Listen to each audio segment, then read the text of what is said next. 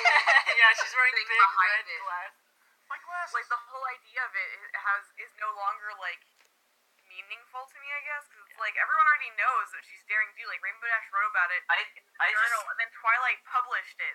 So, like, yeah, everyone fucking knows. You know what my biggest problem with Daring Do, other than the fact, like, she's a fictional character become real, is that she's a Rainbow Dash recolor. They couldn't even make her different yes, that from kills what you couldn't even make her different from what Rainbow Dash imagined herself as being Daring Do in that Right? first Because, episode. like, that made sense in that context, but now it makes no sense. Rainbow, maybe actually, like, Rainbow Dash is still dreaming all this up, and none of this is actually happening. None of it is real. She's just in a mental hospital. She's been She there. never since got out of the season 3. hospital. She was never in the show. Oh my god! Two.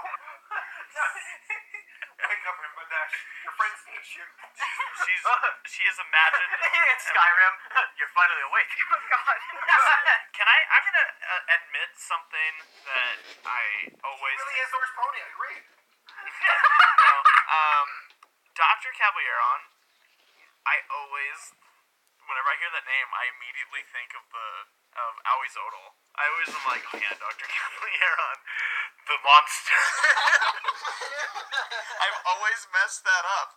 And it wasn't until when this episode, it's probably every Daring Do episode that airs where I go, oh crap, okay, nice, I got it now. And then once again, this one aired, and I went, I don't like what they did with Aoi Zodal here. I was like, I Sucks. Yeah. Yeah. I am the victim. I've been, just trying to kill you guys because you're stealing my shit. And I'm like, well, okay, but like, I don't know, it's weird. Indiana This whole Jones is episode's like, just weird. it belongs in a museum, and Aoi Zodal's like, no. And No, he's it like, belongs here. which is funny Oh, because, come on, Becky. to be honest, actually, This is my house.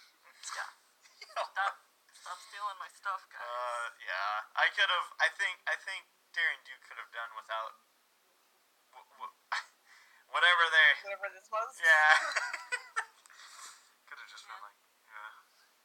Could have just used up this episode to do another, different episode that doesn't have anything to do with Daring Do.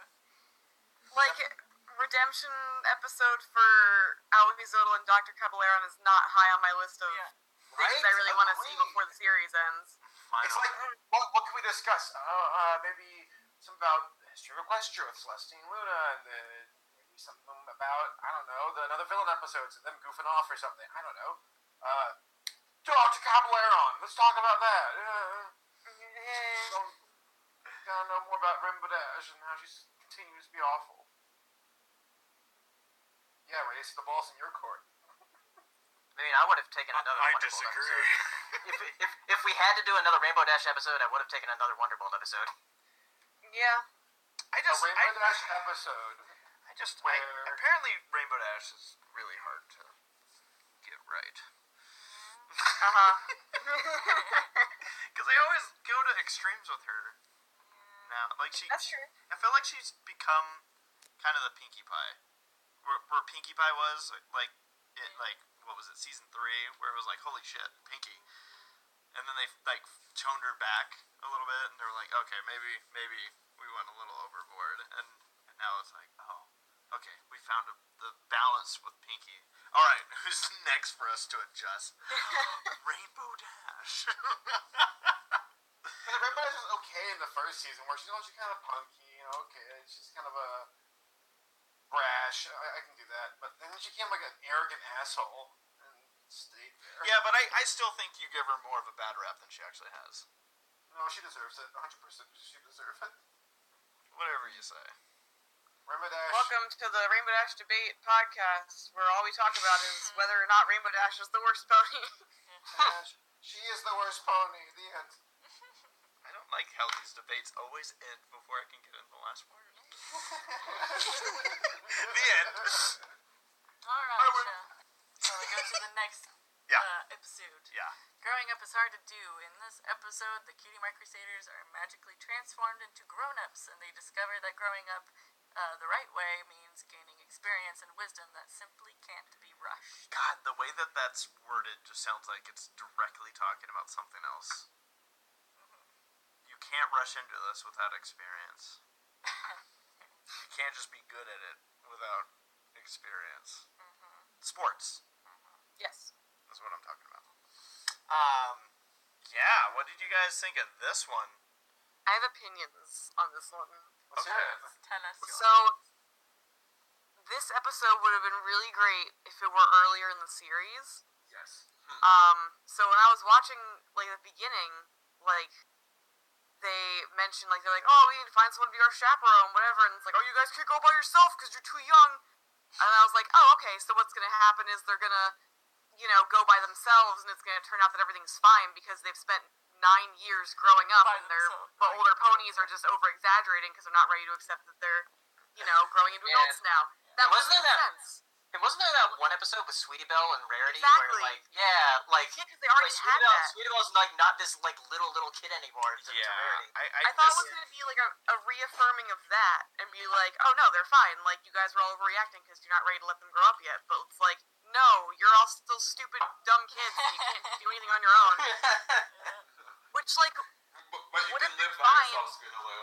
earlier on, because, like, they would have been like, oh, we're still tiny and we're still, like, season 3 or 4 or whatever, growing up and, like, learning that we have to take our time. And then after 9 seasons, we've had that time and now know how to be adults. But It would have been funny, like having them to try to explain them to adults why they're blank flanks. oh my god, yes. Or how about this? Flip it around. Like, okay. Well, I think you. Okay, actually, sorry. Forgive me if I sound repetitive or anything. But how about instead of the Cutie Mark Crusaders running into shit being inexperienced, it's a coming of age thing where the main 6 think like. Am I repeating what you just said, by the way? Because I tuned out for a second. Where like. We don't know yet. You haven't gotten. Okay. You're saying instead of The Cutie Mark Crusaders, they run off to the fair, they're just fine, things go smoothly, they help some ponies lost along the way, use all of their lessons, put it into effect, the main 6 are freaking out, by freaking out, they're the ones making shit worse. At the end, they realize, okay, I would have liked that. That would have been like, okay, a nice little Well, that's literally exactly what Laura said, yes. wow, Saber, why didn't you just... My idea. Brilliant.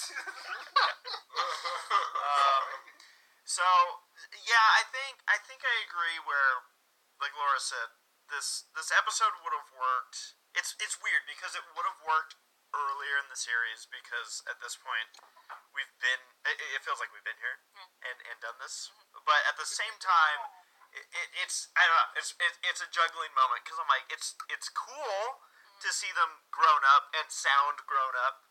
I feel like this episode was made for just to give the audience a picture of what they would look like grown up. Or maybe it was like, you know what, let's give Michelle and Claire and Maddie one chance to use their actual voices on the show.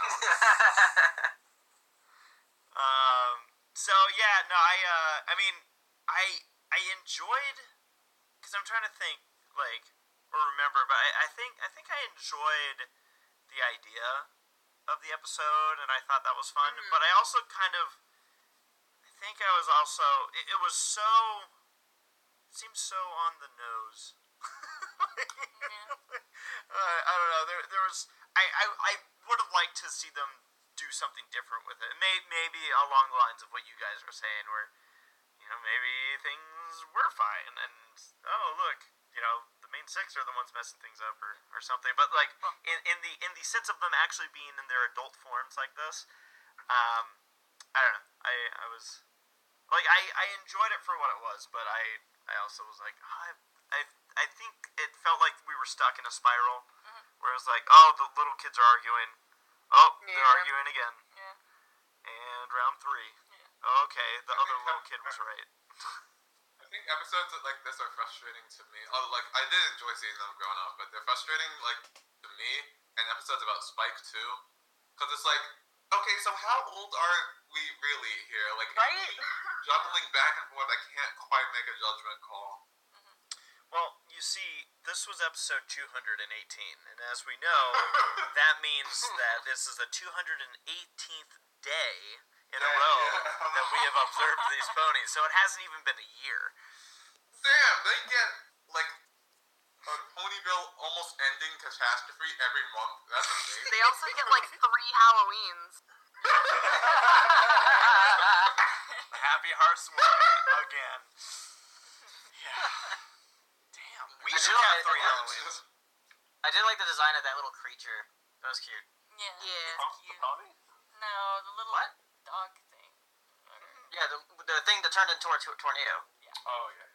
The thing that had like, what was it? Like performance anxiety or something? I don't know. No, It he was- got really excited in the like hyped up sort of way. Oh, the opposite of Yeah, performance he doesn't. anxiety. Yeah, he doesn't have anxiety. he just gets excited because he's like, oh, fun stuff happening. I am a sucker for ponies with long legs. I think that design is cute, and there's that one like brother and sister character, or girl and guy friend characters, and I thought it was cute how she had like longer legs. Yeah. I don't know, there's something really cute about that. Like when Fluttershy, was a foam having long legs. Yeah. It makes them look like lanky. And I think it's Like a spider. versus being all stubby like the Kima Crusaders. I don't know why, but like when that girl from the guy and girl character, whatever her name was, with like the curly hair, when she first got introduced, like the way she was looking at the camera, for some reason she like really looked like a Studio Trigger character. I don't know how to explain it, but that was my first initial thought. I was like, damn, you should be in like some like mecha anime or something. Are there horses in Studio Trigger? No, that's why it doesn't make any sense at all. But I'm not gonna lie and say I didn't think that.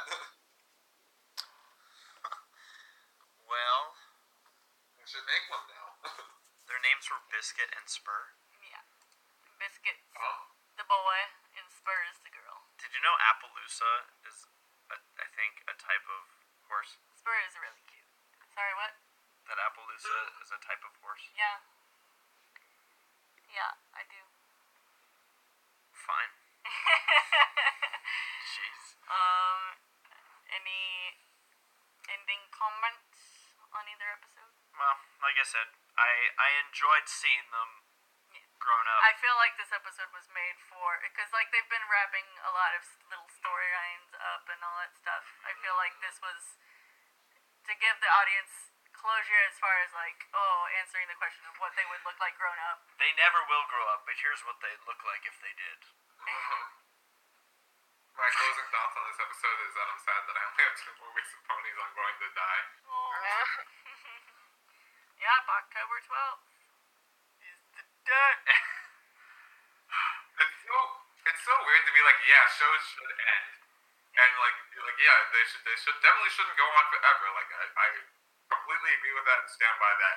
Yeah. But when they do end, you're like, That's how I feel. like you have to, but I'm not ready. You know, I'm just now looking and I'm like, oh, wow. Between now and the next Semi-Perfect podcast, the finale is going to air. Yeah. Hey, why you gotta do that? Sorry. Yeah, no, it's... That sound was my soul leaving my body. It's gonna be great. Man, that means we're gonna have 4 episodes to talk about. Yeah, actually, yeah. Yeah. That's And gonna then we'll have to probably disband the podcast. And we're not gonna be friends anymore, so awesome. Finally!